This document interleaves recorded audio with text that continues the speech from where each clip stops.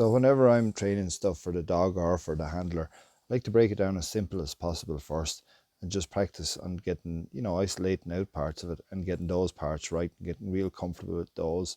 So as a handler, we can set things up to teach ourselves to get better at international shedding and at letting them trickle through. So here's something we did at a clinic in South Africa for half a day, and just I'll explain to you what's happening here. What we're doing here is setting up the exercise for the handler to get to practice, not so much the dog. But when you're international shedding, you have a few things to do. You've got to keep one eye on the dog, and you're trying to move the sheep and let the sheep trickle out past you. And then you also have to be moving in and out and feeling your sheep. So that's what we're trying to set up here. Now, the instructions I've given the handler is just to let the sheep trickle out between her and the fence in single file if she can, and really keep the dog quiet, and she'll be like the pinch point in an egg timer here, letting them trickle out in ones, hopefully.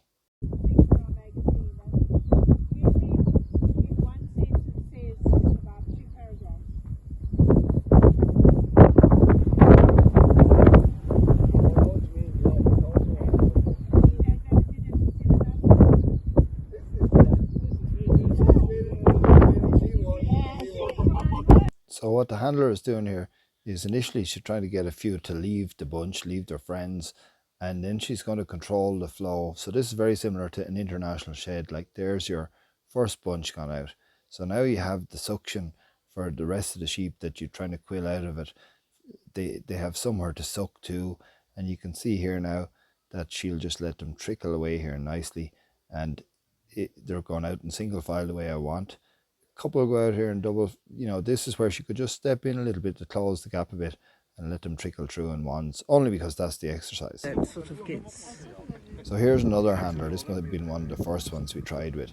So in this situation, I'm the dog. You can see me, I'm just coming up in the corner here. The dog doesn't have to do very much, just allow the handler to sort them.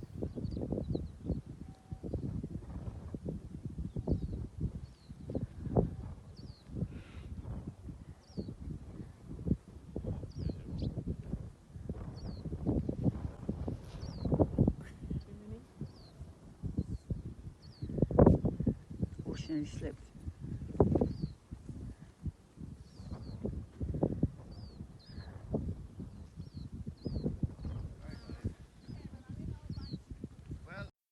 So this is a very simple little exercise that most of us could set up in the corner of a field with our sheep. And if there's 30 or 40, and it's just practice counting them and letting them trickle through in single file. Now your sheep and my sheep and somebody else's sheep, they're all going to be different. They're all going to need a different pressure or pinch point. And so it's up to the handler to start finding out where that is. And you might say, Paddy, I don't have access to sheep. But maybe you could go to the odd sheepdog trial and you could offer to let out the sheep. And when you're letting out the sheep, you'll be starting to feel somebody else's sheep. And then you could also, when they're in the pen, you can just practice and see where you need to be to let them trickle past you in the pen even. So I think this was at the start when I was trying to show people how the exercise worked. And so here's Paddy having to put his money where his mouth is and see if he can do it. Now I have no dog, it's just me.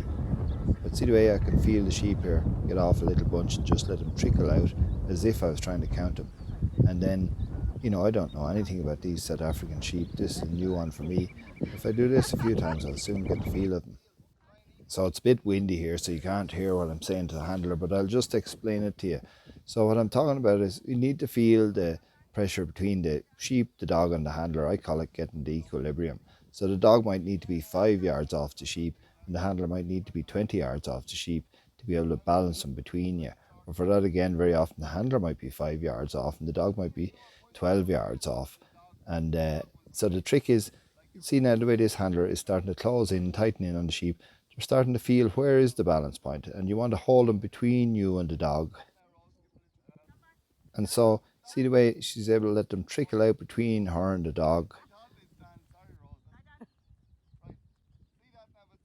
And so if you watch the last international shedding video, you'll notice how I said that it's not like normal shedding. You're not calling the dog through a lot of time. Look at the way the handler and the dog is able to hold the gap, keep these sheep separated without calling the dog all the way through. That's enough to keep them separate.